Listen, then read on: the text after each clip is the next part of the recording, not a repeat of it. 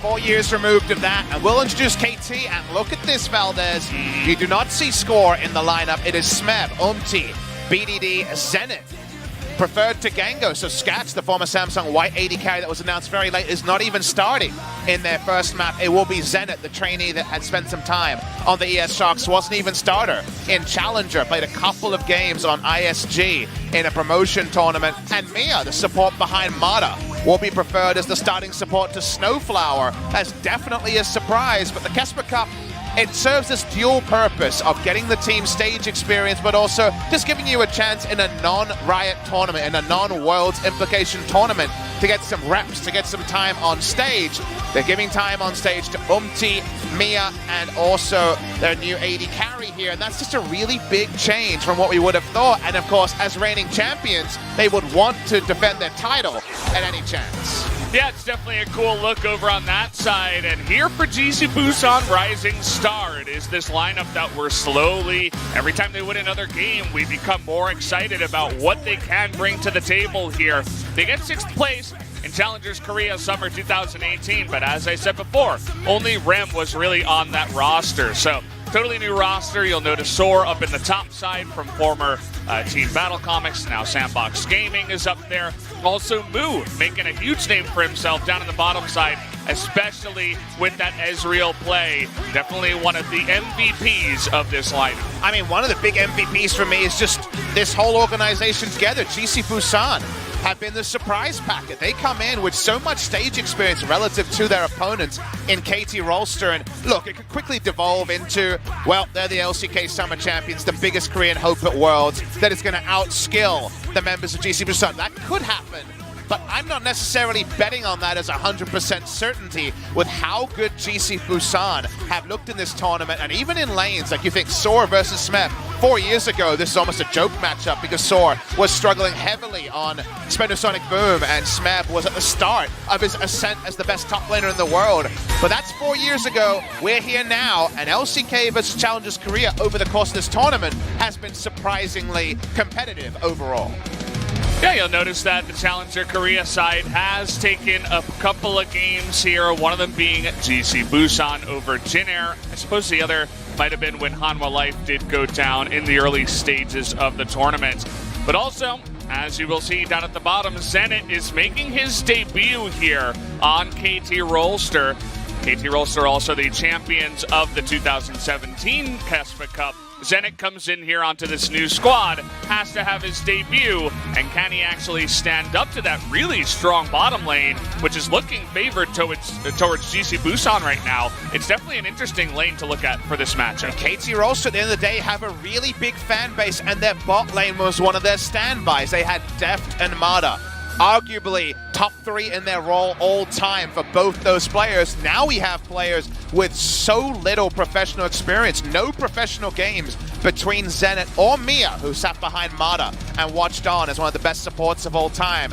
Strode his thing over the course of 2018. So while he would have been in the hot seat and watched on with Mata, now it's so different. Now he is under the lights with the crowd out here, and amusingly, his opposing bot lane has more professional experience than he and his AD carry do. It's a weird feeling, but I love when weird feelings come to League of Legends. It just creates fun games and fun times for all. We're going to jump into pick ban for game number 1. KT on the blue side. Going to start with the Rise ban here. Remember, guys, Xin Zhao and Nico are globally banned. That is the important information you guys need to know. Then zooming into this one, and you know, you could have just added Cassiopeia there, and it wouldn't have changed anything rather than the strength of red side and blue side. No Cassio after the first couple of days of the tournament, understanding the power level there. We have our sheets in front of us, some stats put together by Africa TV and Kespa, and the surprising one to join the Cassiopeia at 100% pick ban rate is the Camille. We already mentioned it, the game's getting faster, we're getting LPL style. Camille was that #1 jungler in China, but not in Korea. We moved to Korea, and now the Camille joins the Cassio at 100% contested, and does make you feel like more often than not, on the red side, you only get 1 ban.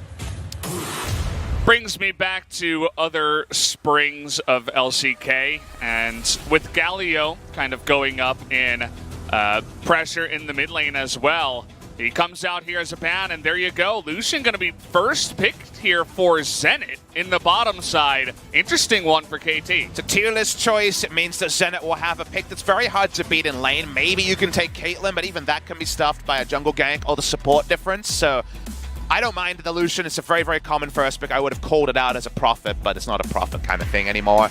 The Galio reliability and the fact that it's BDD's Galio.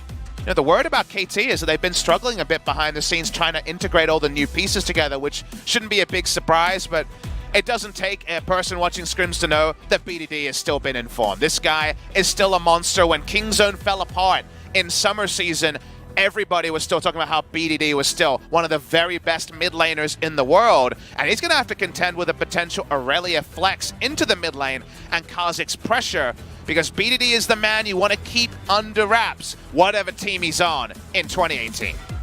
Yeah, it's going to be up to Rem to shut him down alongside Ryan in the jungle on the Kha'Zix. He's 3-0, 11 KDA. Of course, that is up against MVP and Jin Air. Now this is going to be a much harder matchup, but definitely his most comfortable jungle we've seen so far. BDD going to go along the lines of Faker here. Just pick up the Lissandra. It's super safe, especially into Irelia. Whatever lane it goes to, you can flex it there as well if need be. And it's just a good pick right now. So thinking also about the Thresh here, and they will lock that in. KT locks in Thresh. You look down the bottom left. You don't see Mata there. Aww. You feel a bit sad. He has a couple of common letters, the M and the A. So if you autofill it, you see Mata. But it's going to be Mia. And we'll see how his Thresh looks. Of course, it is considered as that very strong lane. The wife-steal duo of Lucian and Thresh will be put together. So definitely laning power, just like the Draven Thresh we saw yesterday, is going to be fun to track. Doesn't seem like GC Busan are interested in a first round AD carry, so chances of Draven suddenly do go up a little bit. Mu has been known for his Ezreal, so that's why he saw a first round ban on it, but honestly he's been competitive on everything he's put out there. Ezreal Civolution is his champion pool. I wonder if he eats a Sivir ban, because Sivir can just kind of push in the Ezreal at certain parts with the Q-Buster come in over time for that Sivir. And the Fiora takes a ban here. You might wonder, why is that? It's because we've seen a lot of Fiora mid lane in solo queue in Korea against Aurelia. Doesn't matter where the Aurelia goes. You talked about Lissandra tracking her. The problem with Lissandra is eventually you can just repose to get a QSS and actually kill the Lissandra in a long lane when you hit the side lanes in the late game. Fiora is always happy to take on Aurelia in every lane. And given that we have Smeb and BDD on the lineup, two players who are definitely happy to opt into some aggressive picks, it ends up being a Fiora ban and a Jax ban towards Smeb as a potential secondary answer into Aurelia. Yeah, we talked about how the Zoe gets picked into the Lissandra very often, so it was a kind of a backstab move from GC Busan in the pick ban where they kind of bait out the Lissandra. It was a very, easily predicted pick, and then they go ahead and counter it in the mid lane there with the Zoe. Could do the flexing like you were mentioning before, but we'll have to wait and see exactly where the lanes are going to go. How about an AD carry here for Mu? He's going to be hovering this Kaisa right now. Definitely a bold pick when something like Caitlyn is still on the board. It's something that's a little more risky to pull off in the lane. The laning power isn't there. But if you look at what KT have done, they power picked Lucian and Thresh. They've double banned support. And if this was old KT, you'd say, winning through bot lane. Because it's two rookie players, we don't actually know if it's winning through bot lane or we need this to be able to get through the laning phase. And Mu and Minute, if you've been actually watching GC Busan games in the Kespa Cup, have actually looked very impressive. Largely out of lane, but even in lane, they've been super competitive. So given all of that, we can only look at what's locked in. And Umti's debut, jumping over from Jin Air Green Wings. Will it be a King T game? Because he's jumping onto the Lee Sin here. That is a champion that KT roster in their previous iteration could never play, because Score's Lee Sin is tiers below all the other picks that he grabs with two hands and hard carries on. So they finally have a Lee Sin specialist to join someone like Rush, who was their previous Lee Sin specialist when he was on the roster. Rush jumps over to NA, to many of our global fans' delight. We're still going to see a Lee Sin. It's going to be Umti, and the Alistar will round things out for GC Busan. Yeah, I mean, you were talking about how KT may be struggling a little bit in scrims, trying to get things on the same page for all the different players that are playing, but for all we know, maybe Zenit and me are actually the bottom lane that's doing better compared to Gango and Snowflower, and that's why they come out here. It might not just be, Kespa Cup this, Kespa Cup that, or whatever. Could just be Zenit is a fantastic bottom lane player they've picked up, and now he's got the chance to play. And it's a struggle of when you play with a lineup that's just debuting in a tournament that's not for Worlds implications, the whys, the what-ifs are all conditional. We cannot know what the plans are without a coach interview, and even then, do you want to give all your dirty laundry or confirm all the good things that are happening? That is so much more tricky to do. No coaches interviews today, guys. We're going straight into the games, which I'm sure everyone at home is happy to hear. We will only know in hindsight what this all means for KT Rolster, but because they come in reigning LCK champions, reigning Kespa Cup champions, they are the teams we need to know much more about. We need more data points about where KT is as a squad, and we're going to get the first one very shortly.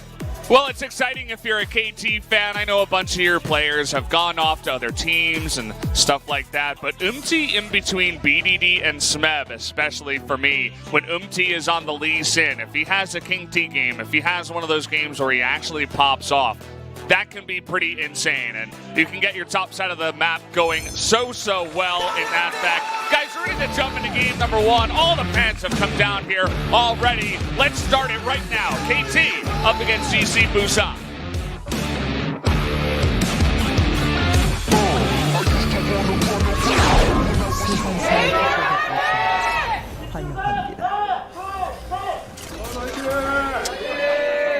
Ah, yes.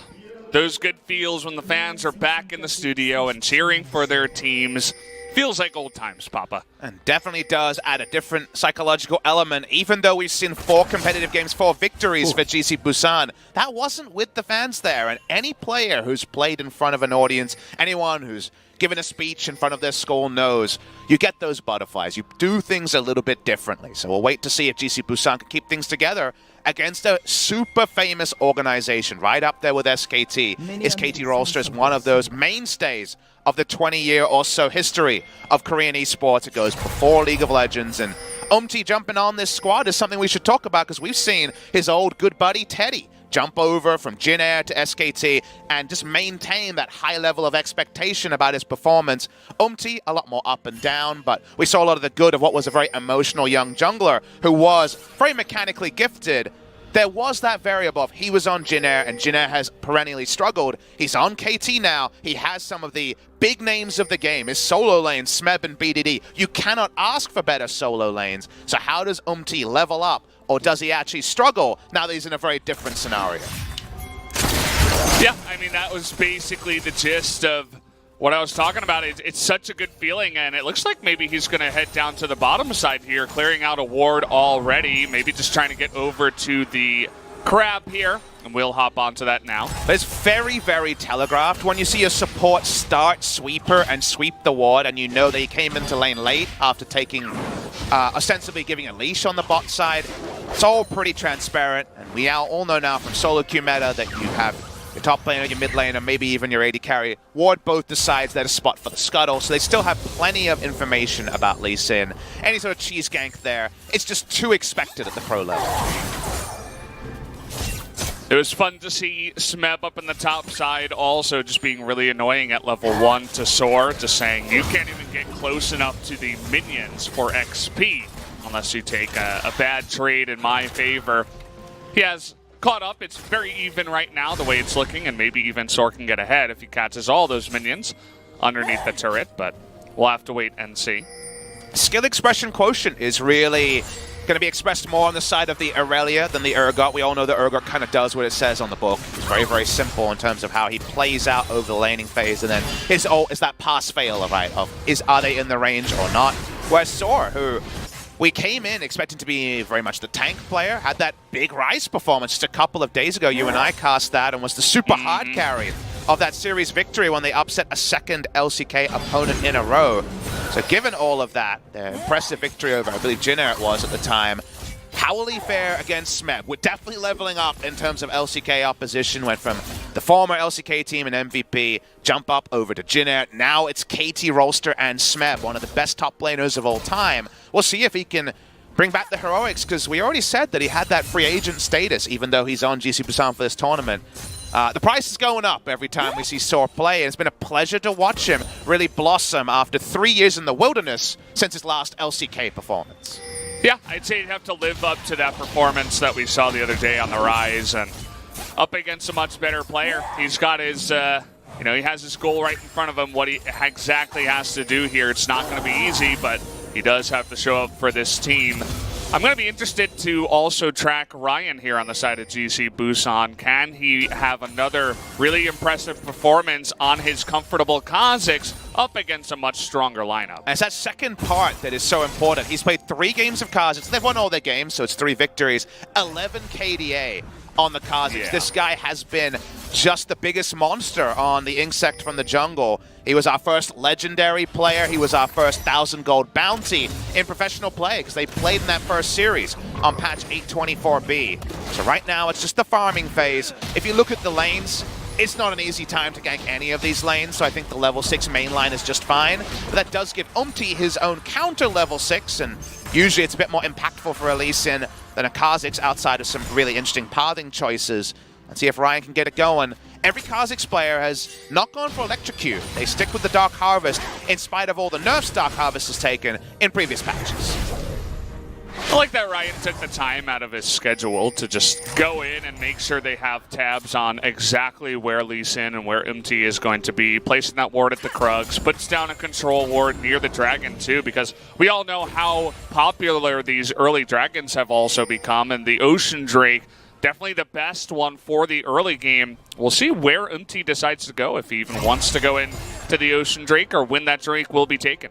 Well, KT have in their solo lanes, or for their carries, I'm talking about Urgot, Lissandra, and Lucian, probably strongest in every role, outside of maybe Lissandra being beaten in some laning trades, as we saw from the Orianna yesterday. So it feels very much win lane, win game pick comp from the side of KT Rolster, whereas GC Busan, they get going with the Zoe. We know about the skirmish options there. Siege as well, as Umti and Smeb say, well, no, that's my Rift Scuttle on the top side.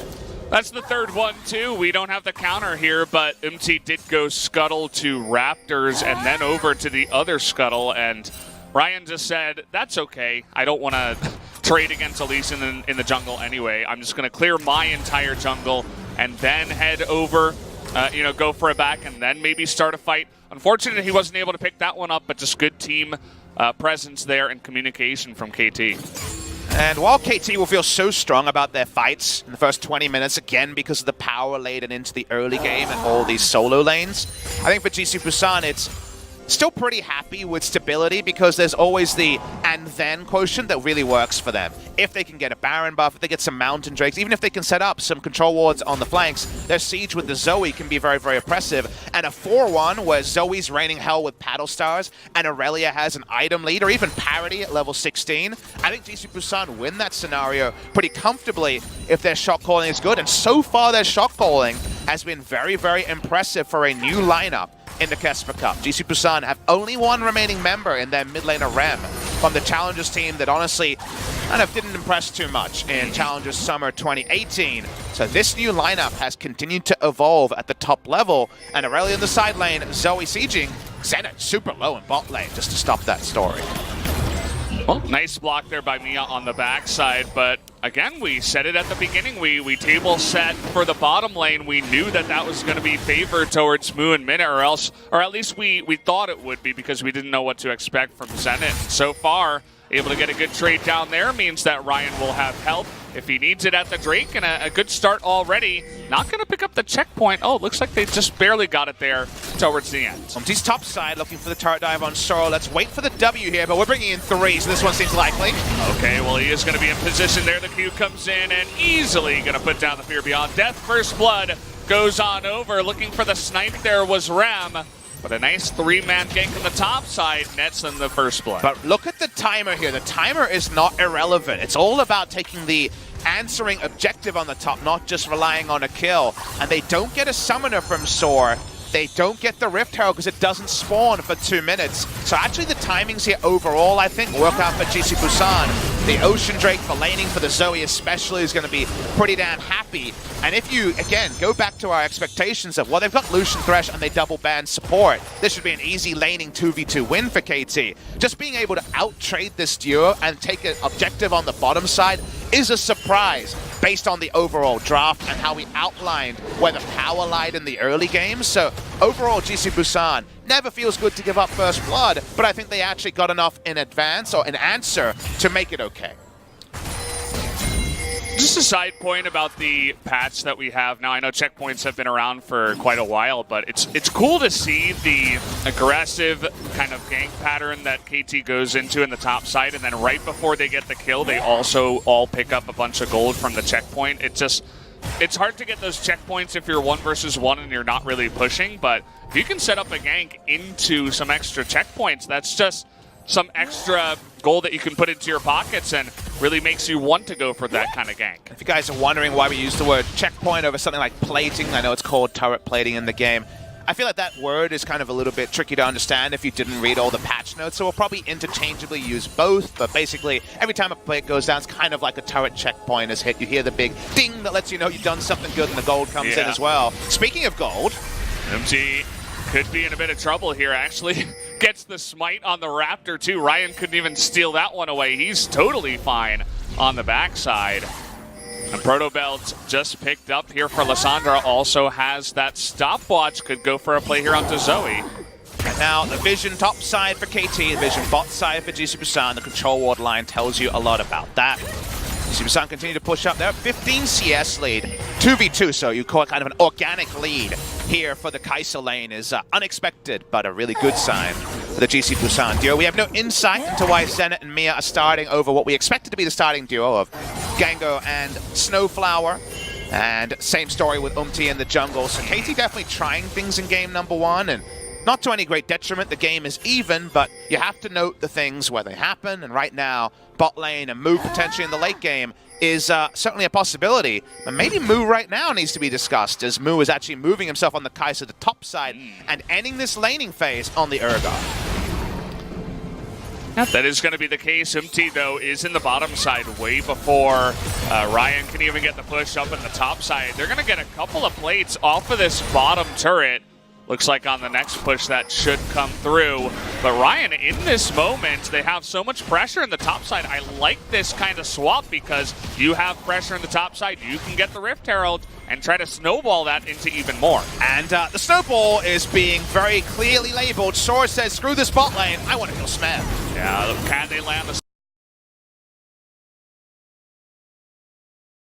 Looks like they will. Is there enough damage? Exhaust onto the Kai'Sa, but it's going to be more than enough. Sor will get out alive as well. And take a look at this. Ryan picks up that Rift Herald. And that is another trade up by GC Busan. That's a kill. They will eventually get the turret as well. There's no defense being put down by Lissandra. And how about doing it fast? It's pre-14 minutes. They're going to get a big explosion of gold and also stop this from being a tempo lead from KT. So they're kind of getting their lunch and eating it too, and getting to talk about it, write a Yelp review, so they did pretty well. Everything's coming together for GC Busan on the top side, and that's 2 out trades on KT in our estimation.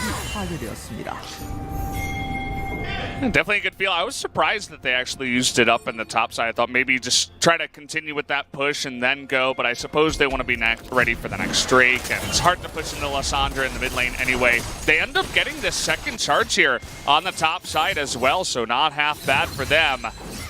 Got to be feeling pretty good. We saw a funny trade in the mid lane too, Zoe picking up double Proto Belts. If that looked weird to anyone, definitely is a bit weird, but that's what Zoe is. So let's go back and kind of really understand why this trade was made for GC Busan, the first lane swap there. On the simple level, it's, oh, we get the Rift Herald and there's no Drake on the bottom side, it's a good time to trade. It's actually more than that. The other thing they did get, outside of just the kill under turret, is that Soar was close to an item timing. And remember that one of the reasons lane swaps came up in League of Legends was to hide bad matchups in the 1v1. Getting the Aurelia some more items before she actually has to lane against Urgot, get her a Trinity Force and then some, is actually another benefit to the lane swap that happened. They dodged the matchup until Aurelia hits more item timings, and we know that Aurelia takes off and never really stops in the air the moment she picks up that Trinity Force. So the longer they don't have that 1v1, things are just fine for GC Busan, and they're going to continue to push.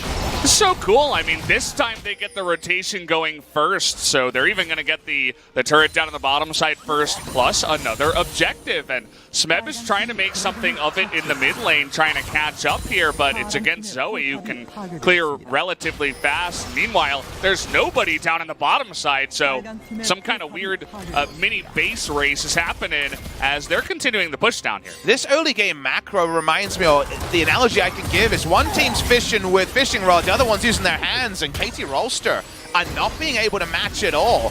The tempo advantage here for GC Busan is insane. It's so obvious.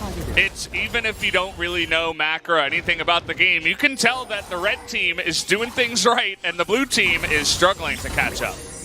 Doesn't necessarily mean it's going to end the game, but if you're the coach of KT sitting in the back right, or you're ripping out your hair, you're saying, you're making notes every couple of seconds, like making a new note with a new VOD timestamp. Whatever this game goes, things for KT to work on in terms of early game macro, and another good showing from GC Busan. It's definitely what we wanted to see. You know, the last challenger team left over, they've already impressed against weaker teams. This is kind of unfortunate for Rem, but at least the sleep gets down, but flashing away. looking for that kick. Not quite going to be enough. Missing the hook there is Mia, and the follow-up here. Ryan not able to get in position to take out That's definitely a bit of a mechanical mistake. And here is the Aurelia. Nice kick, though. A fantastic reaction time out of but the three-man knockup from the Alistair. Can they get a kill? Smith, though, is going on in. GC Busan, they've gone way too far forward, it looks like, as Minute continuing that fight. And Moo wasn't even here. That was the epitome of an almost team fight. So many blinking health bars, so many stopwatches used. Only one member goes down, and it's Soar, who thinks he has the kill, but the kick is still available. That's the interaction there. Because the stasis interrupted the cast of the Dragon's Rage kick, it's still available on the end of this. Rem plays this fight perfectly when it comes to running away and also using the stasis on the kick. Mia has that little mistake there. Definitely not Mana-esque on that Thresh death sentence.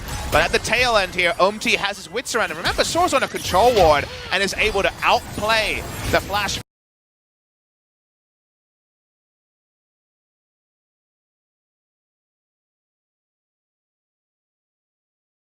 Vanguard's edge, and Soar the only one to go down.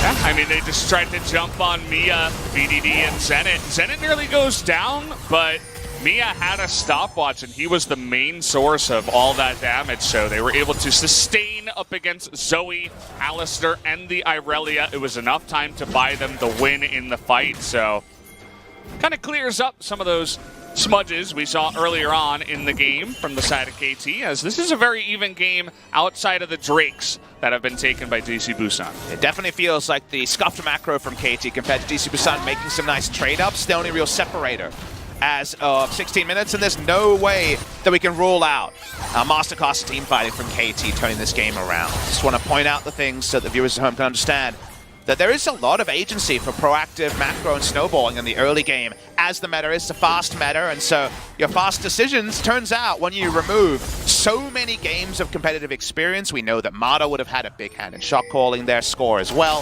It's going to be a big talker in the early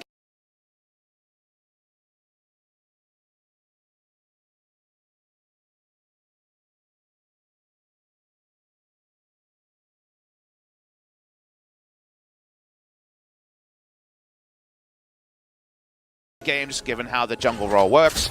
You bring in a different set, and while we shouldn't be surprised that things can fall apart a little bit for KT, still need to note the things that could be worked on.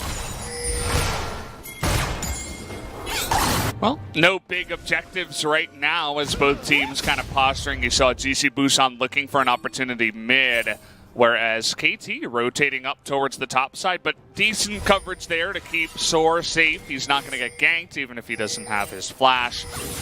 Question is, where is the next target here for GC Busan? They were looking maybe at the Lucian in the mid lane.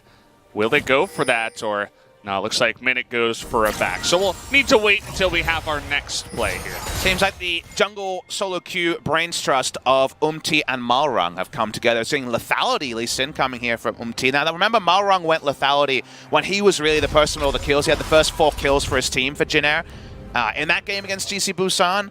And then awkwardly died a couple of times as he was sitting on the precipice of finishing a lethality item. He's going for it again here. The theory behind it is, how does this KT roster comp work? What did we talk about before, and what does the meta look like? Well, we're a good pick comp. Let's delete one person and take an objective. A Baron around 20 minutes off spawn would be ideal. So the lethality item is done, as we're going to have a battle for the Drake very, very soon. And that means the KT, while they're brittle, damn, do they kill one person almost instantly. I mean, it's 3 out of 5 members. That's 60% of the members that you're going to be basically one-shotting if you have any help right now. We do have the chase on Smeb, but that's a fast crab trying to get on top of Umti. There was Ryan, nearly takes him out, forces that kick away, but meanwhile, KT using this moment to push the mid lane. KT make the proactive call to go through mid lane with the minions. GC Busan were thinking about Drake, but aren't going to start it. And also lose some damage on the mid lane tower. Won't lose it completely, but nice little call there from KT. Now though, can KT find a formation to contest this Drake? It's a Kha'Zix with Q evolve, so we know that he does it very speedily. Just going to be taking it here. Smeb not able to do anything by himself, of course, there, and the rest of the team kind of just hanging around mid, continuing to push. Not able to take out the turret, so second Cloud Drake to the side of GC Busan. They're pretty fast. And now we ask the question, what are KT doing? And that question is answered by, well, they are in great position around the Baron.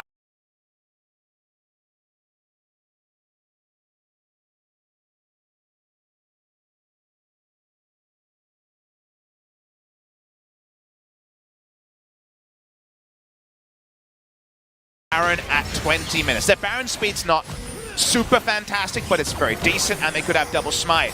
With Smeb switching over on the unsealed spellbook, they also have a lot of control topside and can kite that way when they're looking to finally kill off this mid lane turret. So KT, they're very much about a future objective, but it's a game breaker if they can get that Baron, and the mid lane turret is one of the best ways to do so.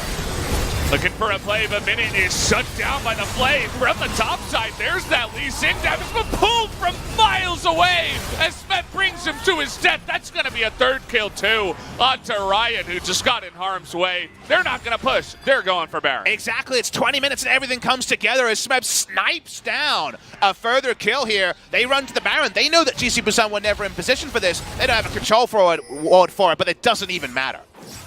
Look at all the vision here. Soar and Moo alone. Will try, it looks like. They're going to send out some feelers here and see what they can do. Soar still full health with an ultimate. Could try to get on in here. Mistook.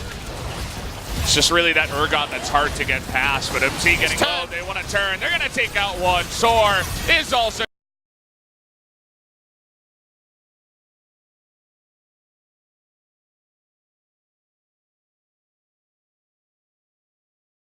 going to go down, can't go 1v4. Umti keeps the Baron leased. Here's Minute, though. They want to rush it down as fast as possible. They don't know how far Kha'Zix is. We know just now going to be shown on a KT ward. They don't have complete control. They have to back away, but KT Rolster basically get an extended ace on the members of GC Busan, and it all comes back to this moment. Under turret, Minute walks up. He's going to eventually go down, but watch on the back end there, almost the entire cast length of that Urgot ult. We've seen people miss it at 100 range, 7 chemos later. Smeb still able to snipe away. Nice to see the return on one of the best top laners in the world. And that moment may undo all of the good work from GC Busan in the first 15 minutes. One moment of messy play can mean the game just going heavily against you. That could be the difference between an LCK team and a challenger team. Could be the difference between top LCK, mid LCK, and could be the difference in this game too, as now KT is about 2,500 gold ahead. Weren't able to get the Baron, of course. You were mentioning that kind of somewhat mediocre Baron speed, and of course they were just looking for some extra kills on the backside. Successfully baited in Moo and Soar. They should be happy now. Some item timings coming in. A Black Cleaver here for the Lucian 203. Also, BDD picking up his Zonias means that the next fight going to be even more KT favored. But definitely in the meta, now that we've reached 2019 almost, we're almost 10 years in. The pro game's about 8 years in. Where jungle steals are something that's happening a lot less. Is when we see the follow here, we will. Oh boy, look at that damage. Empty, no way. He's going to get that kill. Moo gets sniped once again by Smeb. He's going to take him out from miles away. That's going to be a second one there for Smeb, and the second try at Baron. Notice the only way we had wins on Urgot was if Khan on SKT was playing it. Smeb joins the tournament, and apparently his ult is a targeted ability. Gets another kill this time.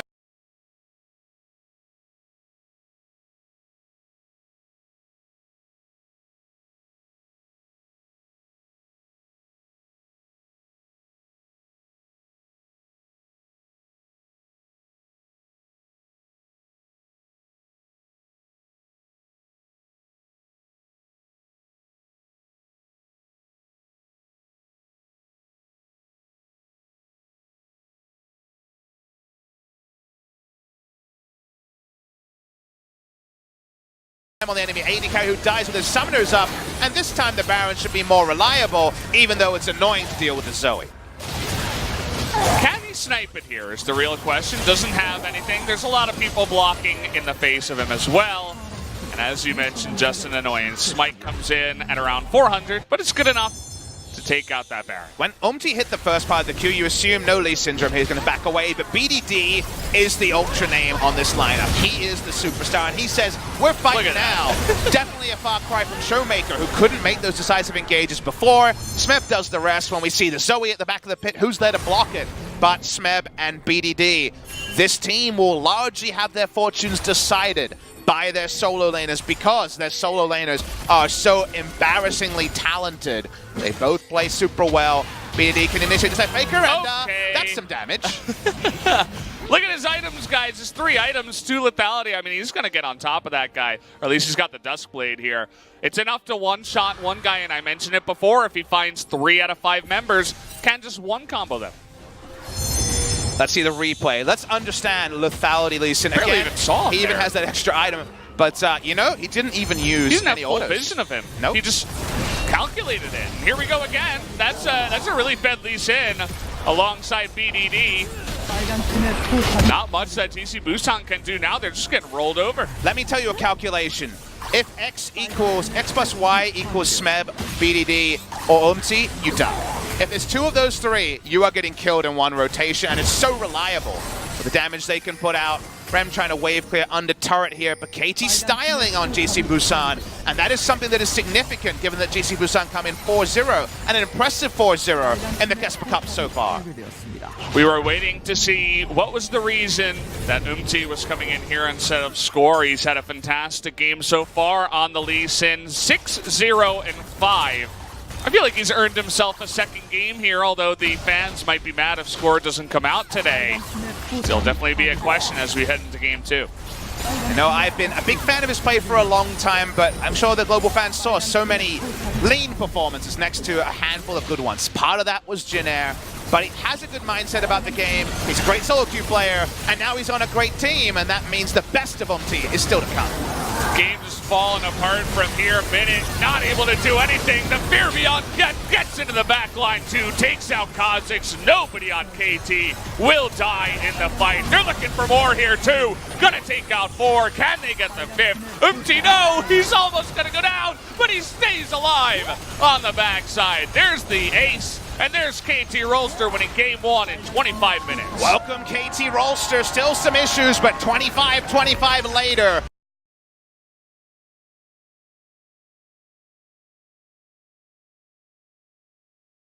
There is only one team that can come through this game. A lot of new members, but an old feel of KT Rolster. The meta seemed like it suited it, but is it the KT Rolster lineup that really makes KT Rolster? Based on this first game, the answer is no. Some great proactive shot calling around fights, overcomes some early game mistakes when it comes to macro. Still things to work on, but the best of KT seems like it's going to be competitive.